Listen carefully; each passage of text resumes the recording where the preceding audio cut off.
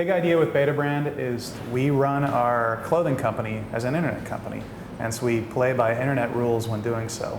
One of the big rules of the internet is that you gotta be new all the time. There's this sense of constant reinvention. Blogs file stories every few minutes. So instead of having a fall line or a spring line or a summer line, we just put out products as quickly as we possibly can, as frequently as we possibly can, and we try to get people talking about them with each one we put out. We put out a product like a journalist writes a story. We hope that it's forwarded on enormously. We hope that people talk about it. We hope there's all kinds of feedback, and that's how we operate. It's almost an editorial calendar that drives design. Betabrand was a chance for us to make a product people love and then broadcast the experiences that they have with it online.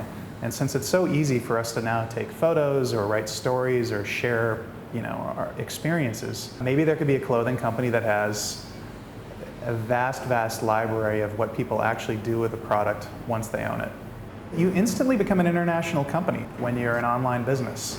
When you have an order come from Greenland, it's just fun to know that there's a little bit of ingenuity that was, you came up with over coffee in San Francisco, you watched it being made down the block in San Francisco, and then it's shipped by UPS to someone in Greenland, and now it's being experienced there. I think the person that I'm most inspired by in the business world is an advertiser from the 60s named Howard Gossage. And he was the first advertiser to really inject a sense of imagination and adventure into products. And what's great now, obviously, which people like him or like even Jay Peterman never had, is that there's a feedback loop. So not only can you tell the story, but it can ultimately become an interactive thing where you start the conversation and hopefully everybody that buys it continues it and extends it.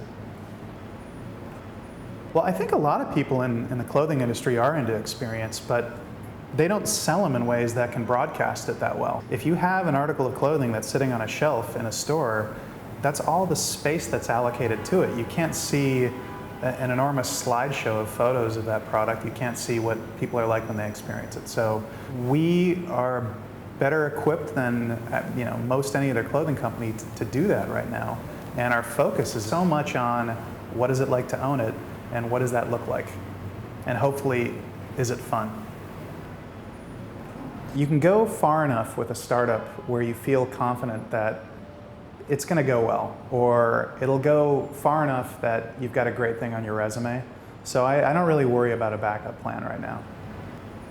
I'll put it to you this way. Our motto is that an evil multinational corporation has to start somewhere. And I've always thought that was a funny motto because it's so grandiose and stupid. Because I assume that at some point, Halliburton was probably a mom and pop store. So we're currently making clothing, and hopefully we'll be making defense projects about 20 years from now. We want to be a player in the defense industry.